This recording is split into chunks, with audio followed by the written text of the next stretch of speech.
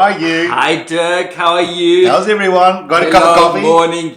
Yes, coffee is fine. Isn't that nice? Hey, very good. Yeah. Very good. How are you feeling? Good. Always good with a cup of coffee. Yeah. Very nice. Very nice. So last Sunday we were a ticketed event again in church, and next Sunday it looks like we are back not being ticketed. What does that mean then? We can have 210 people there without ticketing. Just check in. So these are the government regulations. First it was only 140. We got a cap at that. Yeah. Now it was changes ticketing. day by day. And now it's like, okay, open. As long as you press in with a QR code. Yeah. Okay, everyone, come on. Yes. Come on, a full church. It's going to be easy on Sunday. This Sunday, hey, wouldn't that be great? Yes. It's like, every chair filled. Oh. Wasn't it nice? We had 4 visitors from South Australia on Sunday. Yeah. Yes, and so John and Julianne and Trevor and Nan.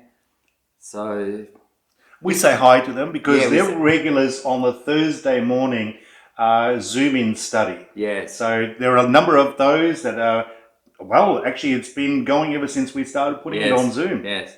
And Nikki is part of that. I'm sure that she's going to come back on that. Yes. Yeah. So very much the community is wider than local, but it is nice to see each other in person and spend the time, isn't it?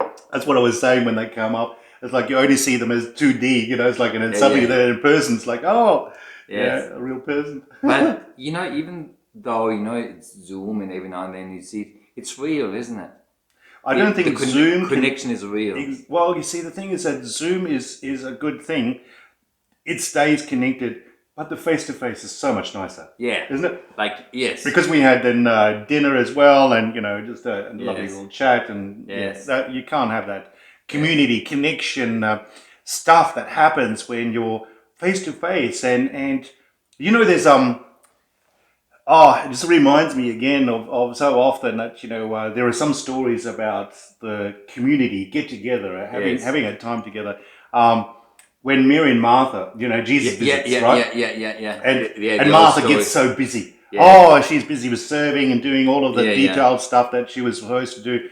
And Martha has none of that. She just sits at Jesus' feet and listens. It's in Luke, hold on, I'll find it for you. Luke 10, I think it is. Or hold on, I'll get you the right one. Yeah, Luke 10 from verse 38 onwards. And then, Jesus sitting at her feet. And Martha was distracted by the big dinner and preparing, blah, blah, blah, blah, blah. And then it goes on to this last little bit. But the Lord said to her, because she was complaining, right? It's like, Tell Martha to come help in the kitchen and all this sort of stuff, make her do what she's supposed to do sort of thing. Yeah. And then the Lord said to her, my dear Martha, you are worried and upset over all these details. There's only one thing worth being concerned about. Mary has discovered it and it will not be taken away from her. What do you reckon she discovered? I don't know. When the opportunity is there to connect with Jesus and hear from him, that everything else fall away? Do you think? I also think that, busyness, you're going to have busyness all the time. Yes. When are you not busy? Yes. And every day is filled with more and more. I remember being in Brisbane and there's, the people were so busy. It's like you couldn't do anything because everyone said, I'm too busy. In Toowoomba, are we not busy? And then I went up to the Sunshine Coast and I thought, it's a bit out of the rat race, and they would probably no, we're too busy. Then I was on the Gold Coast. Man, that's busy with steroids and, turbocharged on. Busy. And, even up here, it's like, busy is always that kind of like that Martha thing. I've got so many things to do. Yes. But when are we kind of like, learning to hear what Mary discovered and sort of said, no, that's not going to be taken away. She's discovered something. That's real good stuff here. Yes. And sometimes in that busyness, you just need to, time out. When's the real stuff happening that really matters? In the relationship kind of stuff, the sitting down at a meal. Obviously, someone has to prepare it, but enjoy the time that you've got together and with Jesus. Where are you making time to sit down with Jesus? Yes. Yeah, you never have time. So, that's good. Well, yeah. I don't know how you work your calendar. Many people who are busy, and working and so forth, either the calendar is always set for them, you show up then, you finish then, you go home, and then you have lots of busy things to do, and there's not really a calendar. For me, it's like, work on my calendar. If it's not in the calendar, it doesn't happen because so many other things take their place. Yes. And I actually have to set aside time where I sort of say, no, that's my time with Jesus. I need to learn, because how can you, especially for us, when we're preparing a sermon, how can you just sort of say, okay, now it's sermon time, when you haven't spent any listening time? No. It's just going to happen, is it? No. So for everybody else too, how are you going to be able to live your Christian life out in such a way that it's rewarding unless you have Jesus time? Fill you up. And Mary, because Martha, and I can relate to that because she was so busy, she was never really present in the moment.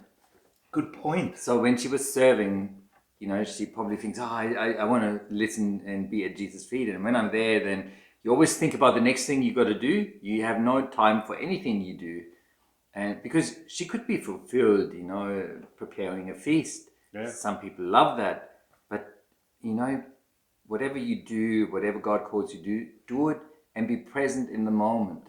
And be at peace about it. And isn't it in the Bible, a few times, the people around Jesus, they were so taken by the moment and listening, and they had no time for anything else. Jesus himself was concerned that they were getting hungry and they had made no preparation for food. Because, the preaching of the kingdom of God just was mesmerizing and great.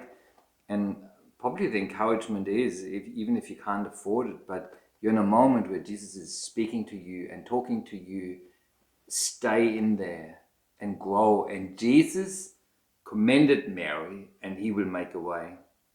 And it wasn't going to be taken away from her. It wasn't she going chose to be the better thing. Chose the better thing. So that was a good word for today, isn't it? Enter into the moment with Jesus. Stay in the moment. This is a valuable thing. It's not going to be taken away. And don't let the busyness come in and kind of like lord it over that moment and say, oh, you've got to just let that go and get back into the kitchen, kind of like Martha, putting that, and Jesus correcting that and saying, no, those moments, they're precious. Value those. And making, okay, that's a good point. That's a good point for today.